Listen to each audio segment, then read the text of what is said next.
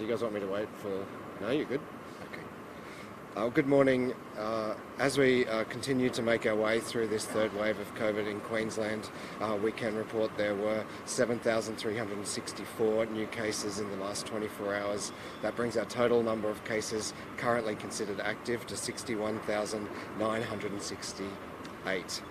Tragically, we're reporting 27 deaths today, including one child under 10.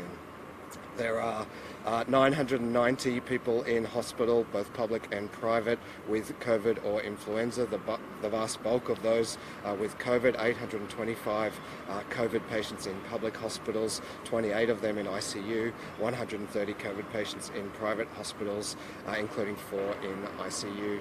The Acting Chief Health Officer will outline for you shortly some more detail about the modelling of this wave, which we can make available to you today, but also pleasing uptick in the number of people going and getting their boosters over the last 2 weeks. So the messaging around this wave is certainly getting people to take action and to heed the messages that we're giving. There's also been an increase, a significant increase in the number of antivirals dispensed, which should also alleviate some of the load on our hospitals.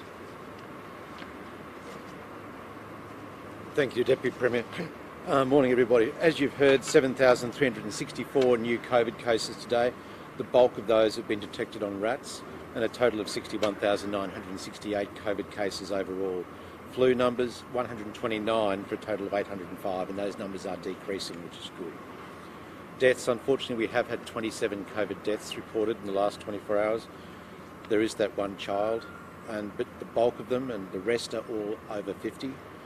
Again, the vast majority are people in their 80s and 90s, that's 17 of the 27, and a significant number of those people either have not been vaccinated or have only had one vaccine and certainly haven't had their full access to boosters. And that's a really important message, that if you are able to access your booster, whether it's your third or your fourth, please go out and get them. It will reduce your likelihood of dying from COVID. About 50% of our deaths continue to be in aged care facilities, and that's reflected in our age groups as well. Our hospital capacity, 825 cases of COVID in public hospitals, 28 in ICU, 14 non-ventilated and 14 ventilated, and 130 cases of COVID in our private facilities, 4 of those in ICU, 3 non-ventilated and 1 ventilated, and 36 cases of flu in the public hospital system, 2 of those in ICU, for a total of 991. And that's good news. It's the first time we've dropped below 1,000 beds for about a week or so now, so that's a really positive news.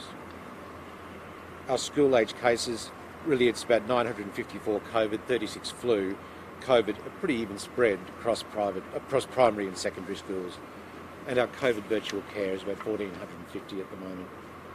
Look, I think the really key message in the modelling, and you will have all seen that, is that that curve, as we've talked about, is fairly steep at the moment. And it's expected to be a peak of about 1,250 beds in about 2 weeks and 1,660 beds in about 5 weeks.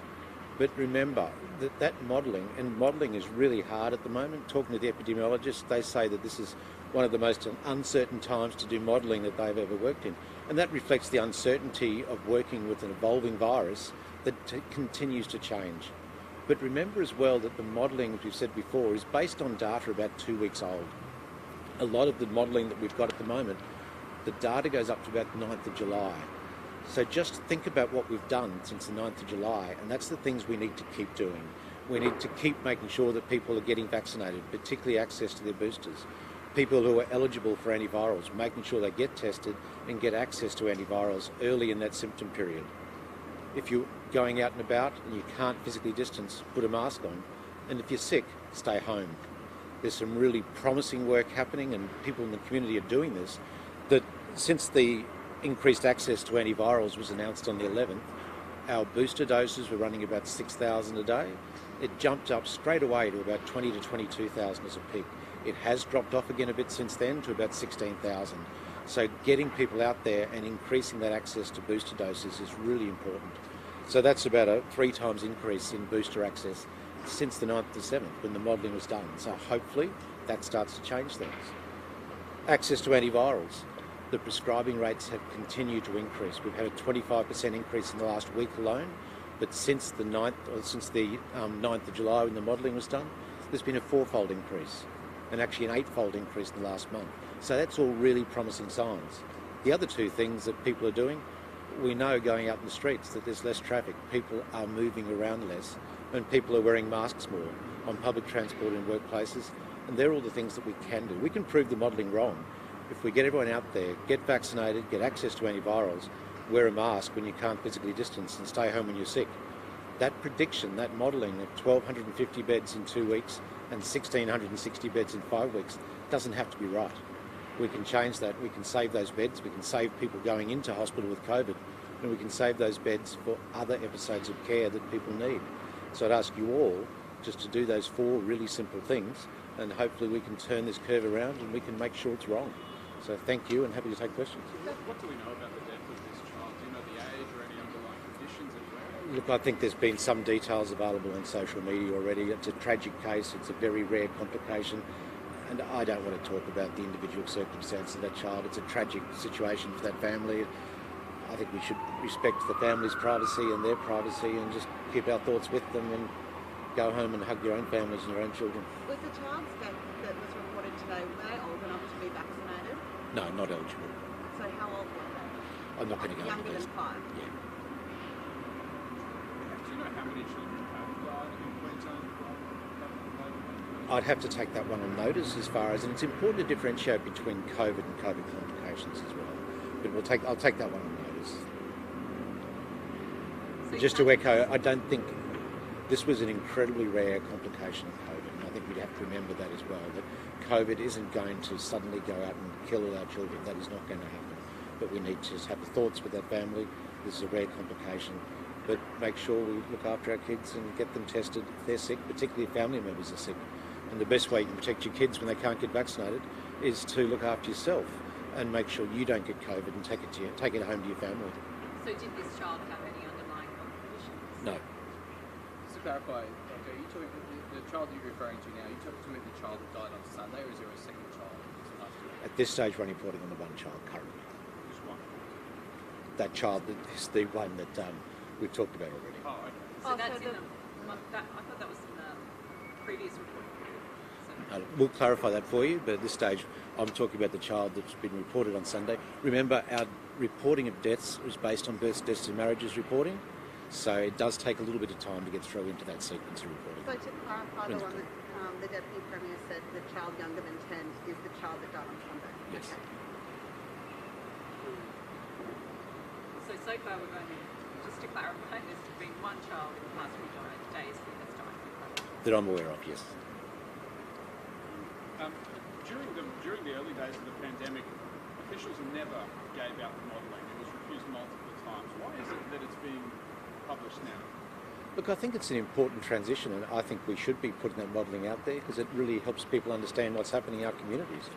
And the more we can get certainty of that modelling, the more we can help people be informed in their choices. And I think it does help people make an informed choice about wearing masks, their travel behaviours, going out and getting vaccinated, and getting access to antivirals. So it's important to be out there and put that. Today, the Deputy Premier's whole budget estimates that the new government went ahead with Wellcamp based on health advice. Were you part of that advisory committee? Look, remember when we were talking about the planning for Wellcamp and isolation, we were talking about Delta, and Delta is a very different beast, and that's what a lot of the planning was. And Delta has a much more severe illness, much higher death rates, much higher hospitalisation and ICU rates. And I think it was the right decision to look at planning for how we could isolate, quarantine and protect our communities in the face of what was a much more severe virus that we know now. That was happening at the time. It was always going to take some time to develop and establish this facility. Yeah. How did your advice factor in and lag the fact that things were happening at such a pace? Was there any flexibility built into your advice about how the money might be better spent on hospital beds, for example? Look, I think it's incredibly difficult, and I don't think any international epidemiologist anywhere has been able to predict the waves, the mutations, the different strains that have occurred with COVID. And I think it's probably important that we plan for the worst and hope for the best, because it's much worse to do it the other way around. So I think this has been a really important insurance policy to have, but we've been pleasantly surprised, I suppose, by Omicron being a less severe illness. Deputy Premier, do you have any regrets at all over the costs of Wellcamp? And do you have any regrets over the way the the Wellcamp quarantine facility was handled? The only regret I have is that we didn't build it sooner. If we'd built it sooner, it would have been available sooner. Queenslanders would have been safer. Throughout the entire pandemic, we took a be prepared approach, and I don't regret anything about that. If you had your time again, would you do anything differently? I'd built it sooner. We should have gone ahead and built it sooner. Unfortunately, we continued to believe that the Morrison government would do what the Constitution expects of them, and that is deliver quarantine services. They never did, and so eventually we built it ourselves. And when did the government? When did the government advise the federal government that it would no longer need Pinkenbar, and have you received a response back from them yet? We formally notified them yesterday. I think Queenslanders are very pleased with the health response, and the Wellcamp facility was one element of the health response. You can't just go back in time, rewrite history and pick one out of thousands of decisions and point to just that one. That decision was made with the exact same approach we made every other decision. It was based on the health. Why did you sign on to a 12-month lease though? Whose idea was that given the changing conditions of the pandemic? Because now it's just going to be sitting there, pretty much doing nothing until waiting.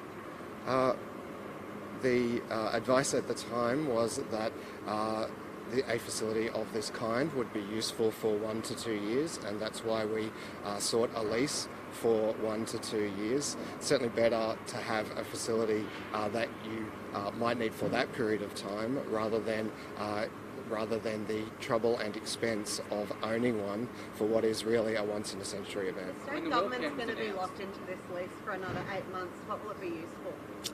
Well, at this stage, it'll be in care and maintenance. We have received approaches for other alternative uses, and we will consider those. There are proposed alternative uses for Pinkenbar also. The nature of these facilities, though, is that they are built to quarantine people. They are built to keep people away from other people, and that doesn't necessarily suit many of the other uses that people have suggested. When the state government opened the facility on February 5, vaccinated people didn't have to quarantine at that stage. By April, unvaccinated people didn't have to quarantine. So you've known for some months that this facility would become obsolete. Why is there not a use for it yet?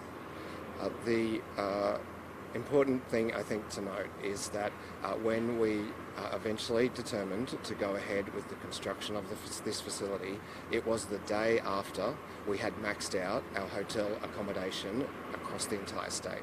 Sorry, we had to close February when it was open, so you've known for 6 months that it would become obsolete. Why is there not a plan in place yet for what it's going to be used for?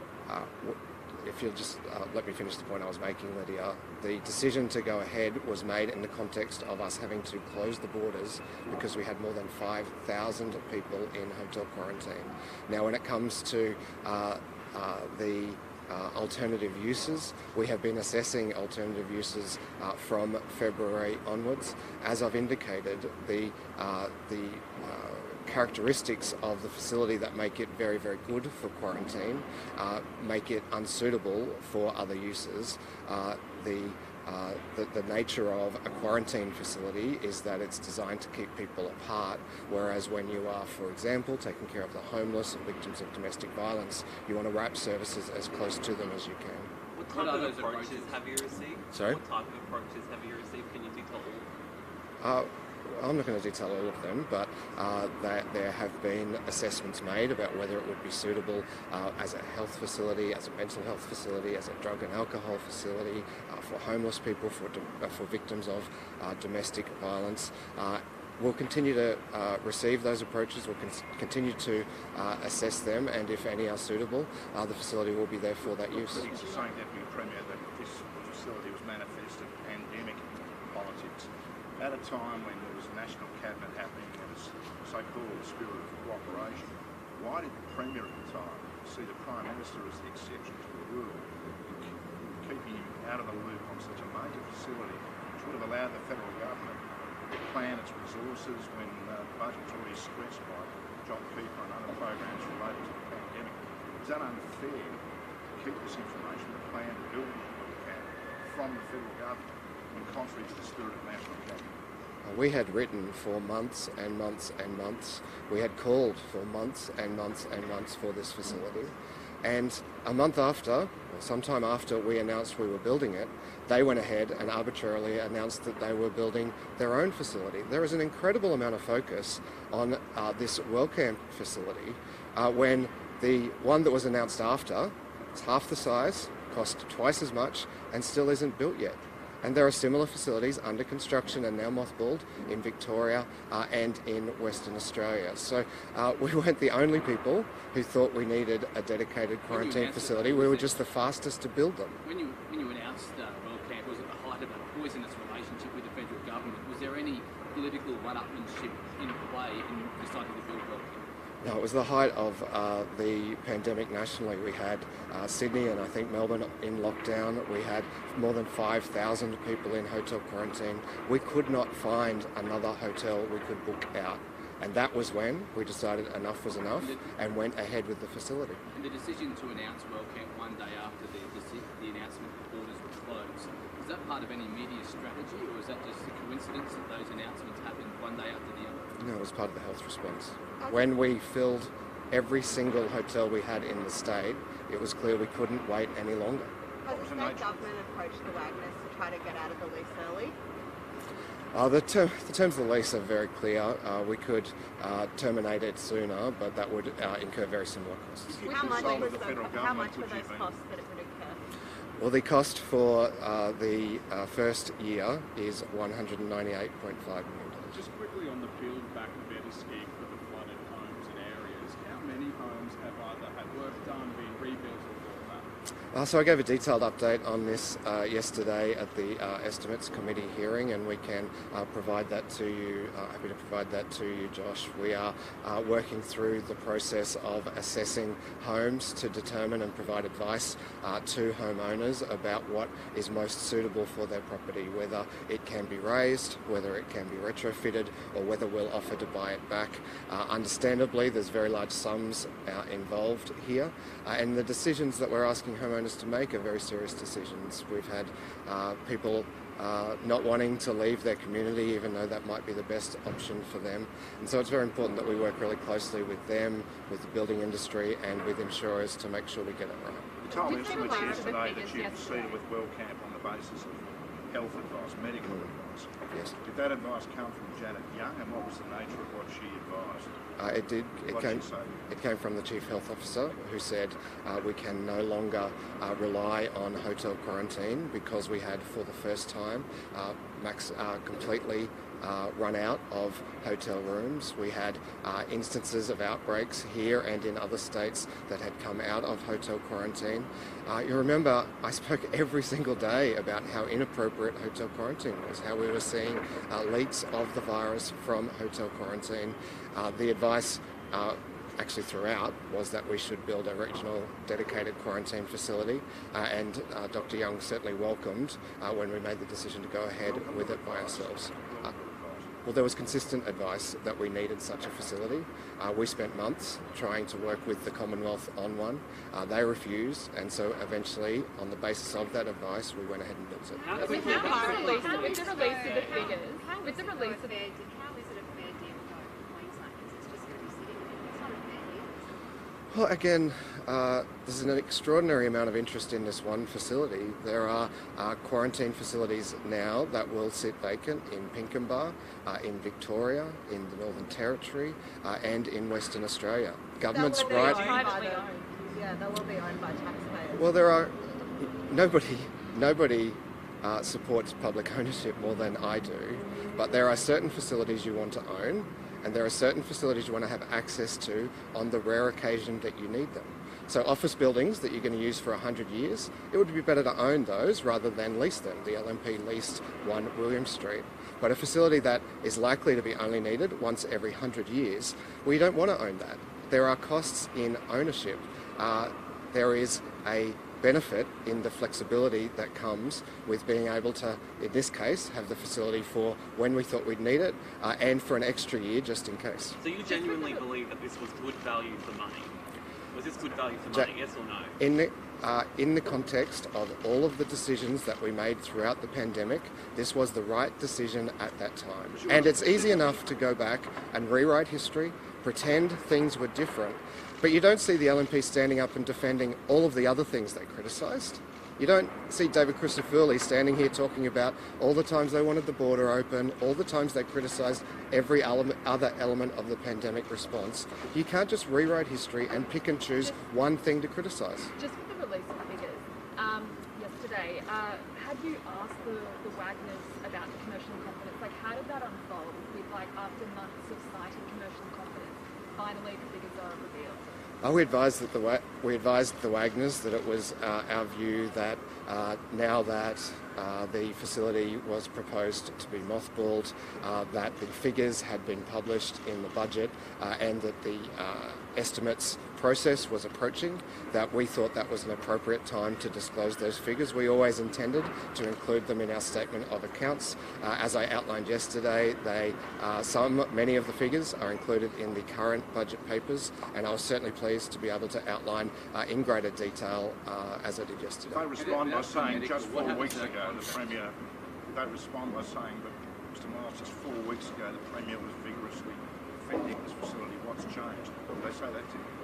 I think you'll find we continue to vigorously defend it. No, but did they query why the Premier was so vehement in her defence of the facility only 4 weeks ago? If you're referring to the disclosure of the contract arrangements, they were comfortable with our request to do so. With Aspen Medical, what happens to that contract now? Queensland Health will negotiate the termination of that contract.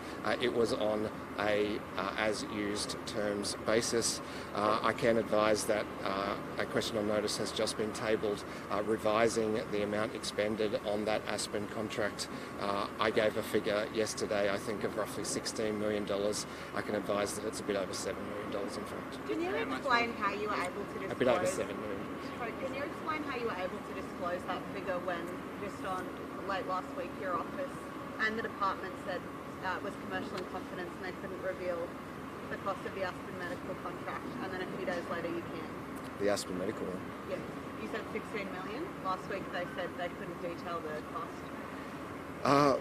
Well, I can't speak to that, Lydia. It's your department. Sorry? It's your department, and they cited well, my department would not be able to disclose it because the contract with Aspen is let by Queensland Health. I said that in the estimates hearing yesterday. Even though disclose it either, citing commercial in confidence. So I just don't understand why it's commercial in confidence one day, and then the next day it can be revealed in an estimates process.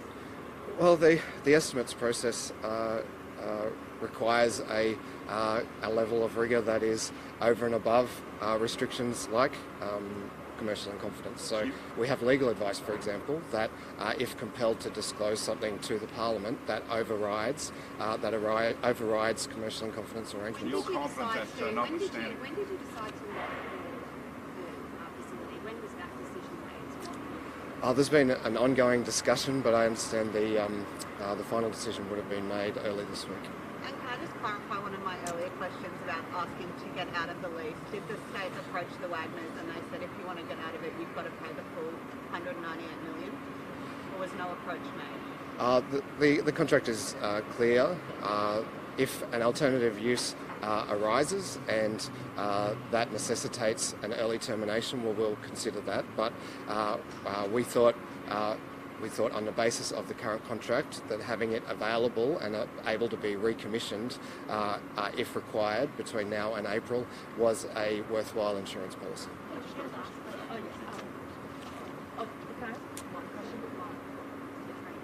Yeah, just on the trading in paradise. Yes. There's been a question on notice, which has revealed that 12 people have applied for the program and just 2 have been paid for incentives so far. Does that surprise you? I think it just underlines how difficult it is to attract workers in the current labour market. Any business you talk to, it is very hard to attract new workers, particularly trade qualified workers. They're in demand right across the country. And so we'll just continue to promote Queensland as a great place to come and work where we have lots of jobs and a fantastic lifestyle. Do you think that advertising was a failure? There was $2 million spent on advertising a range of other things. Wasn't it wasting money? Well, I think given the labour shortage that we're faced with at the moment, with the need for tradies to help rebuild all of those houses after the floods, I think anything we can try is worthwhile. Just on the management of Wellcamp, if the Premier going to withstand the scrutiny of the Auditor General, and you're pretty confident it's going to pass muster? Very confident. Just on the modelling, is new modelling underway at the moment? Are we going to see more of that released in the coming weeks? I think there's additional slides from the existing modelling that Health intend to make available to you all. Yes is the answer. We'll continue to update the modelling. It's work in progress, and working with the Commonwealth very closely and providing them with more detailed Queensland data, which will help inform not just the improved Queensland modelling but national modelling, and the intent is to try to update that on a weekly basis. Is any of that modelling underway? Are there any preliminary results? Is it showing that curve is going? Too early to say yet, but we'll look to release that on a weekly basis. Is the exhibition going to go ahead in its current form, and will there be a final decision that you'll have to make an assessment and at what point? Look, at this stage I'm very confident that the exhibition will go ahead. We're working with the exhibition to make sure there are masks available for people, and that's a really important step. That, remember, a lot of the exhibition is outside. There's about 30% of activities are inside, but the exhibition can be crowded, and we hope it will be crowded. So when you're in those situations where you're inside or you can't physically distance, that's the time to wear a mask, and we'll be helping the exhibition provide masks to patrons as they arrive. Will you be making assessments of that right up until opening day? Look, we'll continue to assess that, and we continue to do so now, but at this stage I'm very confident that the exhibition will go ahead. People will have masks on, and hopefully the people who go there are also up to date with their boosters if they're eligible and can access them, and they'll stay away if they've got symptoms. On the 27 deaths that occurred that you're talking about today, Yeah. how many of those are historical and how many in the last 24 hours? Look, they're all older than 24 hours, you have to remember, because we take them from births, deaths and marriages, and there is a delay sometimes in the birth, deaths and marriages data coming through, because it has to go through, some of them a coroner's process, some of them direct reporting, so it is a collation of time. We get that data Monday to Friday, so that's why we report. Weeks old? No. There may be, look, I won't say they're not all, there may be a one where it's been a delayed coroner's report, and maybe weeks old there, but the bulk of them are quite current, but it just does take that couple of days for the birth, deaths and marriages entry process to occur. So that's one of the highest figures we've had in Queensland. Look, it has fluctuated, and I think that's just one of the things that we do deal with as far as the Monday to Friday reporting, so we do have a bit of a catch-up period some days, but that is concerning. But again, the more we can do to prevent that and get our, particularly knowing that the deaths are predominantly in that older age group and people who perhaps could have had that extra dose of vaccine or could have accessed antivirals, and the more we can do that, the more we can prevent those deaths. And each death is a tragedy to my mind. Is there a date that you'll be working towards bringing elective surgeries back? Many of the surgeries are urgent, are still waiting. Look, that's on a hospital by hospital and case by case basis, and the hospitals are working through that and trying to prioritise their activity. Those really high acuity surgeries and the trauma surgeries are still happening, but creating the bed capacity, everyone out there can help us with that by reducing the demand through COVID. And the more people we can prevent coming into our hospitals with COVID, the more we can get on and do that work with the planned care, the elective surgery. Is it frustrating for a health system knowing that some of these people are becoming the unwitting victims of COVID? Look, I think it's frustrating, particularly for the clinicians who are seeing those people on the ground and day to day. And I know, talking to, my background is emergency medicine, talking to people in EDs, they are frustrated when people could prevent themselves getting this sick. And it is frustrating, and I'd ask you to help the doctors and nurses in emergency departments, wards, ICU, and go out, same message, get vaccinated, access antivirals. And antivirals is so important as well, because it really is helpful in preventing severe disease and stopping people going into hospitals. Especially having had those same conversations for so long. Look, I think sometimes there's a COVID complacency, and I think we all have had hopes that COVID wasn't going to continue with us. Unfortunately, I think COVID will continue with us for the next 2 years. It will come in little waves, big waves, we don't know. Depends what the strains are, of 2 to 3 waves a year. But the more we can do to protect ourselves, the better. And the more we can go out and make sure we're vaccinated, make sure we access antivirals, the more we protect ourselves, our families, our community, and keep our hospitals functioning. Thank you. Great.